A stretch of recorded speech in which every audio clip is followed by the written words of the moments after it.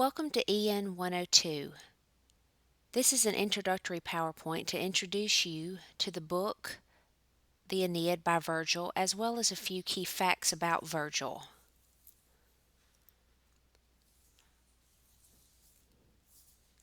Virgil was born in 70 BC, quite a long time after Homer, who wrote the Iliad and the Odyssey, was alive. He was a Roman citizen and was possibly middle class. This is thought to be because of the education that he received. He earned his law degree but gave up a legal practice in order to study philosophy. He was able to devote the last 11 years of his life to writing the Aeneid. He died September 21st, 19 BC, and at the time of his death, he happened to be working on the Aeneid. There are a few things about the Aeneid to note. At the time that he died, he requested that his work be destroyed, but Caesar Augustus or Augustus Caesar refused. And this is largely in part because of the different comments and the different bows to Augustus Caesar that Virgil wove into his work. And we will discuss this more in depth as the PowerPoints proceed. Early Christian writers who attempted to reject his work because it did focus largely on Greek mythology could not escape his style and his attitudes. This was written during the time before, of course, Christ was born, but it was in stark of opposite beliefs to what the Christian church was believing. However, the magnitude of his work could not be denied. This work is composed largely in part to celebrate truth, justice, and the Roman way, and to promote the rebirth of the Roman way of life under Augustus. The people of Rome have just come out of a great civil war, and they are being introduced into a golden age because of Augustus and a time of peace. And this is something that Augustus himself wanted to make sure that he maintained. In the last 2,000 years, the Aeneid has been used as a pagan Bible, a Latin style manual, a moral allegory, a document of European unity, a pacifist document, as well as one of the most read and studied works of all time. There are quite a few themes that we will discuss as we go through our reading and through the different PowerPoints. It would be a good idea to, as a new theme is introduced, to make note of it. That way you can go back and track what has been discussed and what different examples can support the varying themes. This will also help you as you prepare to write essays and just to make different connections in your reading. The book gives a lot of in-depth work or knowledge of Roman history, the right conduct, the Roman way of life, as well as the Roman history, but it also reiterates what the archetypal Greek hero is. What does it mean to be a hero? What does it mean to represent the code of honor? Some of the things are also sorrows and sufferings of wanderers. Like Odysseus, Aeneas has been fated to wander the Mediterranean Sea in order to find his true home. In doing so, is it because of fate? Does he have any free will? And this is something that will be explored throughout your reading. There is also a large importance on prophecies and predictions, omens and symbols, as well as a theme that runs in most epics, that of vengeance.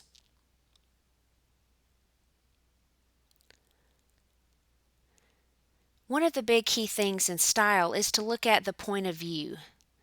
There is the personal point of view when you view Aeneas as he emphasizes the human element of the book, as well as the patriotic, human and divine events combining to form the origins of the Roman Empire. What does this mean, and how do the characters play into that? Like any epic poem, there is a vast setting that ranges across the entire Mediterranean. Aeneas's journey is much like that of Odysseus. The most important city or state that will be discussed is Italy because that is Aeneas's final destination. His job, his quest that is larger than life is to set up a new Troy. Virgil highly imitates the works of Homer such as the Iliad and the Odyssey. There is a great part of divine intervention, and there are two or three key characters of the gods and goddesses that make up this divine intervention. Keep in mind that all of the characters in this book use the Roman names for the Greek mythological gods, whereas in the Iliad and the Odyssey, the Greek names were used, but the Roman will be here.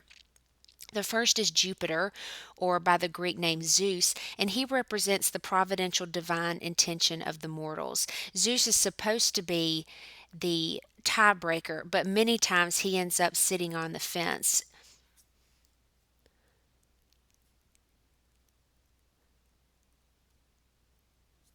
One other character is Juno, or as most people know her as Hera, and she represents the seemingly irrational, hostile forces that stand between the characters and their goals. As you are reading, you will see that much of the hardship and trials has been due largely in part to Juno's anger and her vengeance and rage. And then Venus, or Aphrodite, as she is also known, represents the divine nurturing of the Roman people and the state. This is because Venus is Aeneas's mother. While she is deceptive at many times, she still cares for Aeneas, thus caring for the Trojan people. Sometimes the gods are the direct motivation behind actions, and they are seen to always have some influence on events, which never unfold purely by coincidence or chance. The imagery and structure that is seen throughout the text, the imagery is based largely upon repetition. There are things that are said over and over, and that's just to drive home the point that Virgil is trying to make. He recalls past images from the narrative, and in the present, the past is being repeated and the future is foreshadowed. This is because, like all epics, they begin in medias res, which is Latin for in the middle. So you start in the middle, but you've got to go back and get the behind the scenes. What brought us to this point? So you get the what happened before that. Then you come back to the present, and then you're going to move forward into the future as you're reading. The structure of the book is divided into 12 books, or chapters, if you would like to call them that. And the text has also been described as a trilogy, with books 1 through 4 revolving around the tragedy of Dido, books 5 through 8, the Roman section, and then books 9 through 12, the tragedy of Turnus. So this is something to keep in mind as you are reading. And then lastly, as it mimics the Iliad and the Odyssey, it is thought that the first 6 books are somewhat like the Odyssey in nature because it revolves around and discusses and follows the journey of Aeneas trying to leave Troy to find Italy.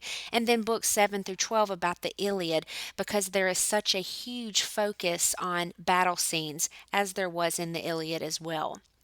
So keep all of these things in mind as you are reading the each of the books. Refer back to this often so that you can make notes and try to make the necessary connections for understanding the text.